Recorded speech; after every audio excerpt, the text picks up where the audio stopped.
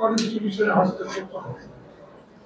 কনস্টিটিউশনে হস্তক্ষেপ রাষ্ট্রের ক্ষেত্রে হয়, প্রেসিডেন্ট করে, আর্মি করে, অন্য জায়গায় করে, সেটা পার্সিয়াল সংস্কার করে নির্বাচন করবেন।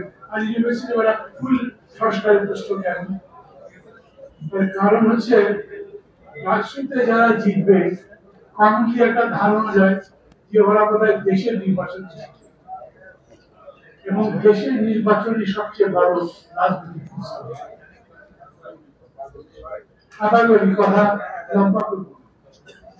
যেভাবেই দেখেন আমার ডান পাশে যারা সারাদিন বসে আছে, ভেরি গুড রিলেশন বসে উভয়ের সঙ্গে বহু দিনের সম্পর্ক, কিন্তু তারপরে আমি তো বিক্রি করি না।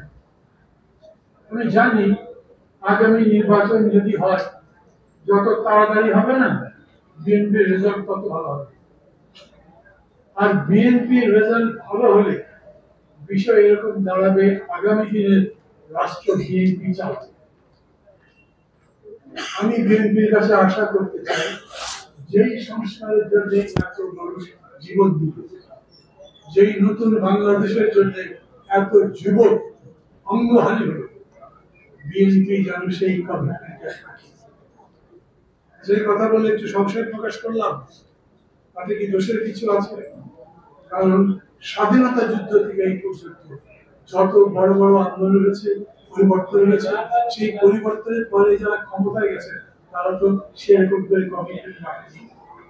অতএব আমি একদিকে আমার বিশ্বাস এবং আস্থা বিএনপির প্রতি রাখতে চাই, আর আরেকদিকে খুবই সতর্ক দৃষ্টি রাখতে চাই, বিএনপি যেন ফল না সারা জাতির কাছে, সবার কাছে, এই ছাত্র বলেন, অন্যান্য রাজনৈতিক দলগুলোর কাছে বলেন, আমি বলবো এই সতর্ক চোখ সবসময় ক্ষমতার প্রতি।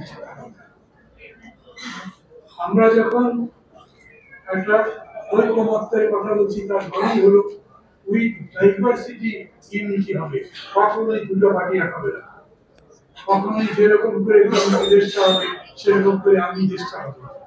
আমার একটা দেখতে হবে কোনটাই যাতে কোনটাকে না থাকে।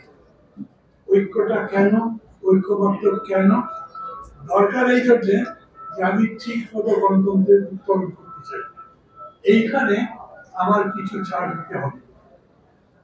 যদি এরকম হয় যে আমার সার্বভৌমত্বের প্রতি কোনো হুমকি আসতে পারে, সেই জায়গায় আমার সমস্ত দলীয় ব্যক্তিগত স্বার্থ বিসর্জন দিয়ে হলেও জাতীয় স্বার্থকে বল করতে হবে। আমি এই যে আজকে আপনাদের এক্সারসাইজটা করলাম, আমাদের লক্ষ্য কি? আমরা ঐক্যবদ্ধ করতে চাই, এবং এই জন্য সবার আগে আপনার মননের মধ্যে আসতে হবে, এই জন্য আমাকে অনেক কিছু ছাড় দিতে পারে। যদি নিজেরটা ধরে রাখবার চেষ্টা করি, যে কোনো ভাবে নিজে জিতে থাকবো এইরকম ভাবে তা হবে না।